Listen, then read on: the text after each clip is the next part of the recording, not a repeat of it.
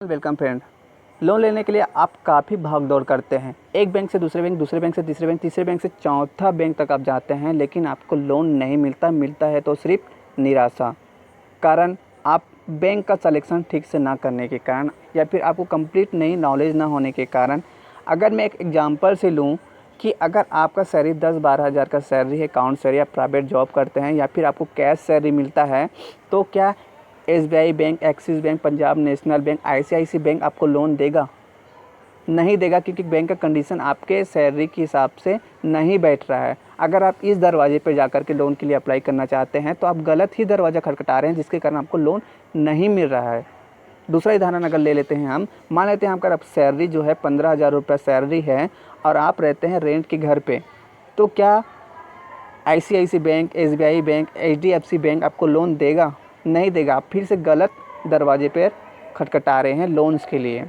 मैं आपको पूरा इन्फॉर्मेशन दूंगा इसी वीडियो में। डॉक्यूमेंट्स क्या होते हैं, क्या लगेंगे, बैंक का कंडीशन क्या होते हैं, कितना अमाउंट आपको लोन मिल सकता है, ये सारे चीज़ मैं आपको इसी वीडियो में बताने वाला हूँ।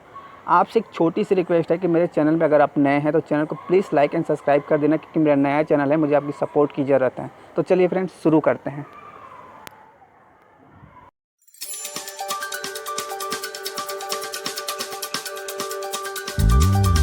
सैलरी पर कौन से बैंक में अप्लाई करेंगे, तो मैं आपको बता दूं कि आईडीएफसी फर्स्ट बैंक में आप 10-12 हज़ार की सैलरी पर लोन के लिए अप्लाई कर सकते हैं।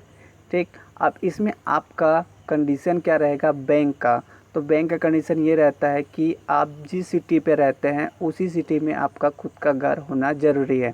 साथ ही आपका बैंक से आपके घर की दूरी मैक्सिमम 25 किलोमीटर की दूरी पर होना चाहिए, तभी जाके आपको IDFC first bank personal loan देगा 10-12 हज़ार की सैलरी पे।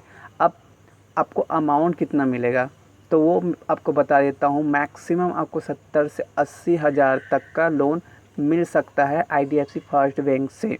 अब इसमें आपका डॉक्यूमेंट्स क्या क्या लगेगा, तो आपका डॉक्यूमेंट्स में आपका Aadhaar card, PAN card, 2 passport size photo, bank statement 6 month का और आपका 3 मंथ का सैलरी स्लिप लगता है अकाउंट सैलरी वाले का। और अगर जिसका कैश सैलरी है तो उसका सिर्फ सैलरी सर्टिफिकेट लगेगा, या फिर आप लेटर टाइप में भी आप बना सकते हैं। ठीक है, उसमें कंपनी का सील साइन होना ज़रूरी होता है। अगर कोई आपको बोलता है कि आपको 2 लाख मिलेगा, 1.5 लाख मिलेगा, तो ऐसा नहीं होता भाई, क्योंकि मैं भी लोन का ही काम करता हूँ, इसलिए आपको एक जानकारी दे रहा हूँ। अब बात कर लेते हैं जिसका सैलरी 15,000 रुपये है बट वो रेंट के घर पे रहता है, किराए के मकान पे। ठीक है, तो उनको कौन सा सेक्टर या फाइनेंस सेक्टर बैंक से लोन मिलेगा, तो वो है फिनेबल। फिनेबल से आपको रेंट प्रोफाइल वाले जिसका घर होता है, ठीक है, उनको फिनेबल फाइनेंस सेक्टर है, प्राइवेट है, वहाँ से आपको लोन मिल सकता है। अगर मैं आपको बता दूं लोन अमाउंट कितना मिलेगा, तो 1.5 से 2 लाख के बीच में आपको लोन अमाउंट मिल सकता है।